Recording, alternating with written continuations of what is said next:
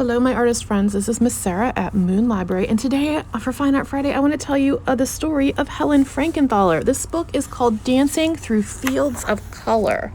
The author is Elizabeth Brown, and it was illustrated by Amy Sakuro. At a time when girls were taught to sit still, learn their manners, and color inside the lines, Helen Frankenthaler colored her reds, blues, and yellows any which way she chose. Helen never wanted to follow the rules. When her mother called her to the dinner table, Helen continued painting watercolors of the sunset shining through the apartment window. Instead of going to bed, Helen filled the sink with water. She dribbled in drops of ruby red nail polish and watched the color flow.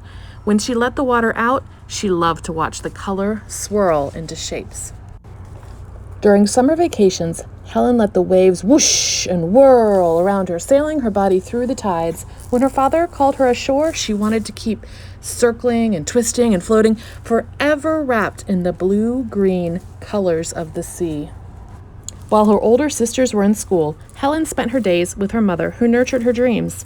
Helen read and wrote stories, made collages, and created designs with glass beads, circles, hearts, and stars in brilliant colors. She painted pictures and cards for birthdays and anniversaries, filled with all the colors of happiness, purple, yellow, and pink. Helen's father worked long days as a judge. She couldn't wait for him to come home each day. He took her wherever she wanted to go.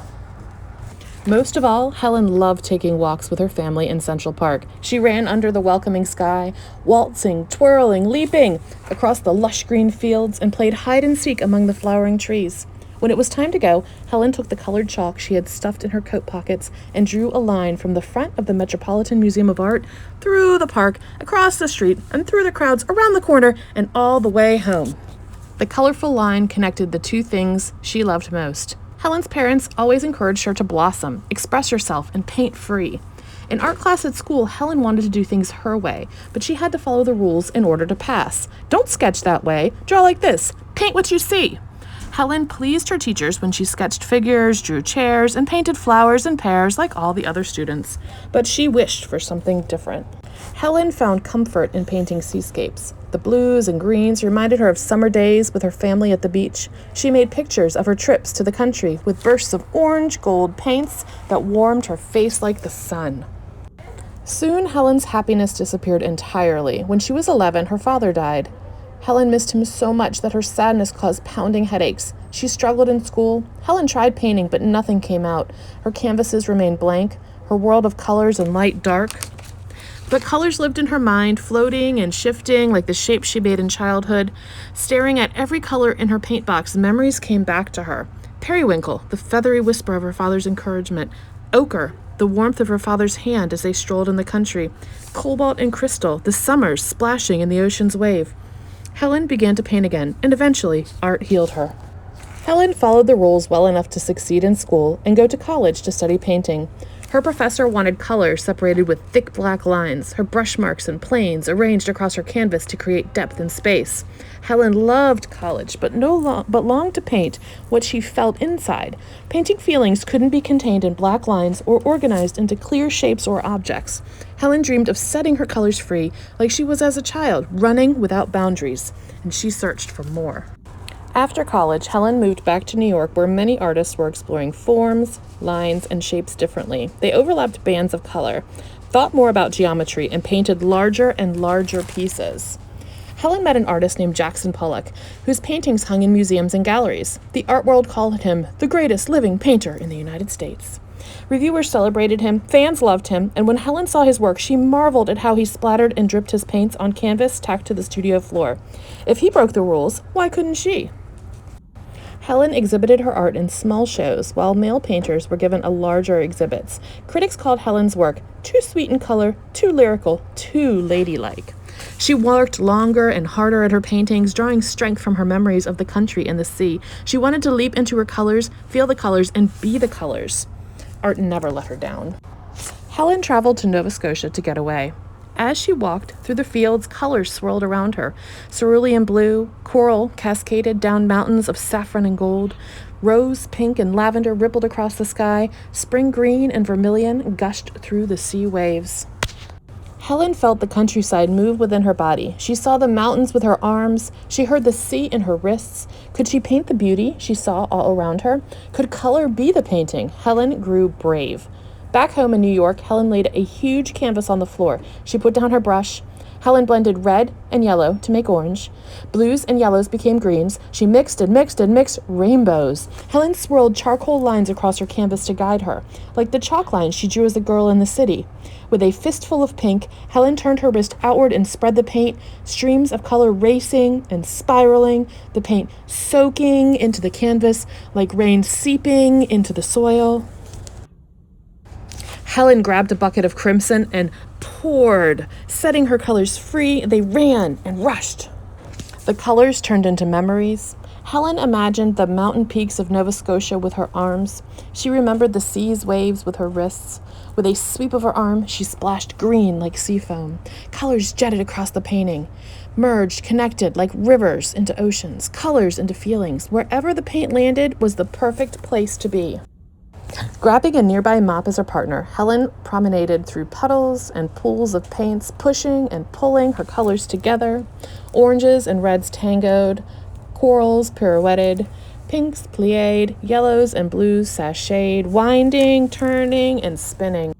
When she was done, Helen danced in that field, free among all the shimmering colors of her life, extending, reaching beyond the painting and into forever.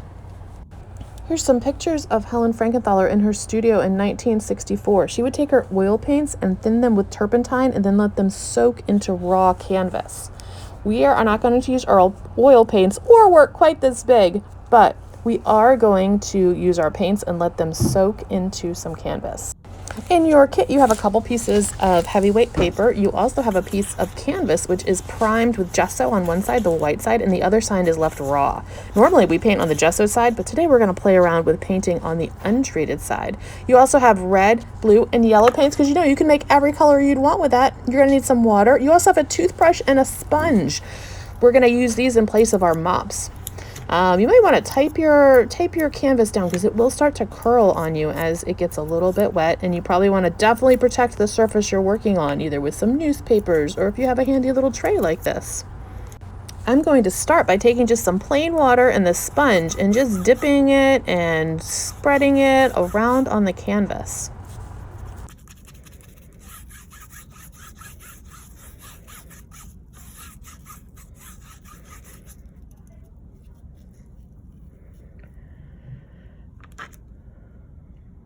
Next, I'm going to take my toothbrush and pick a color, any color, and just play around and do some swirls. And you can see how the paint starts off very yellow, then it fades, and then it kind of blends with the water and bleeds a little bit into it. It runs a little bit into it.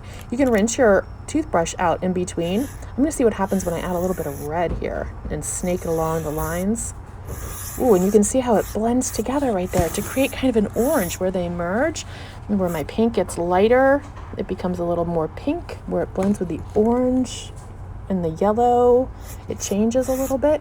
You can dip your toothbrush right into the water and even add some more water and make it wetter and see what happens then to change it. And just experiment a little bit.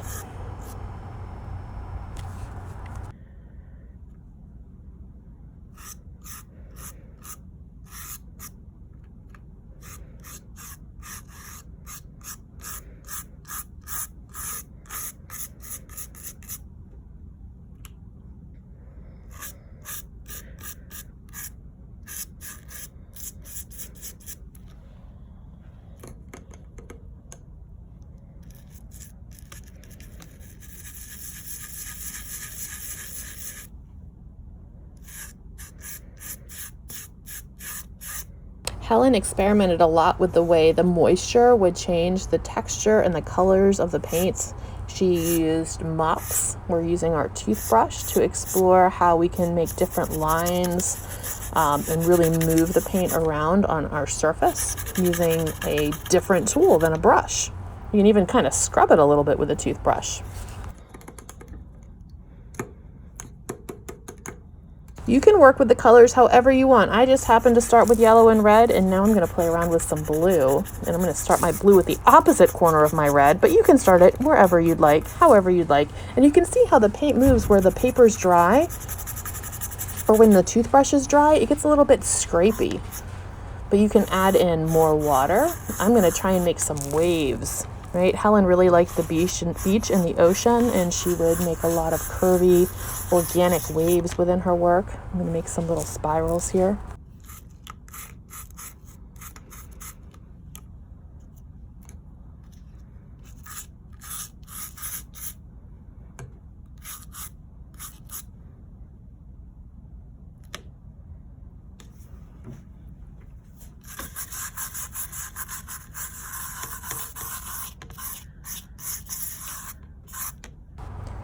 Now, as I move my blue more where the red and the yellow are, you can see my blue and my red turn into some purples.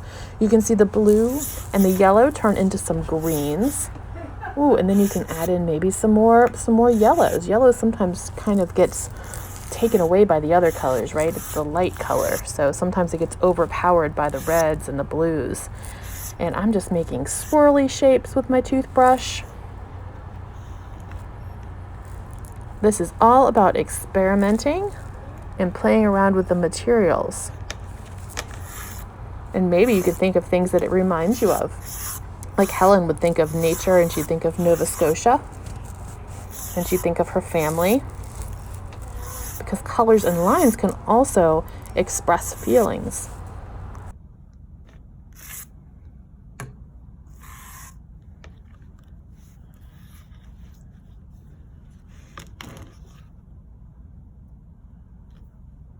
I also included a couple heavyweight sheets of paper in here, and you can experiment maybe on this first. Maybe you want to play around with your paint and your tools, your toothbrush and the sponges before you go onto the canvas. I'm playing around with a lot of circles here. I'm taking the toothbrush, and look, I can even splatter paint a little bit. Kind of reminds me of Jackson Pollock with the splattering of paint onto the paper, onto the surface. So you have 2 pieces of paper in there. You could experiment a little bit with those first before you move on to your canvas work. And just enjoy it, experiment. I hope you've enjoyed learning about Helen Frankenthaler, and join me next time for Fine Art Friday. I'm going to leave you with a quote from Helen herself. "There are no rules. That is how art is born, how breakthroughs happen. Go against the rules or ignore the rules. That is what invention is all about." Helen Frankenthaler. It's Miss Sarah at Moon Library. I'll see you next time.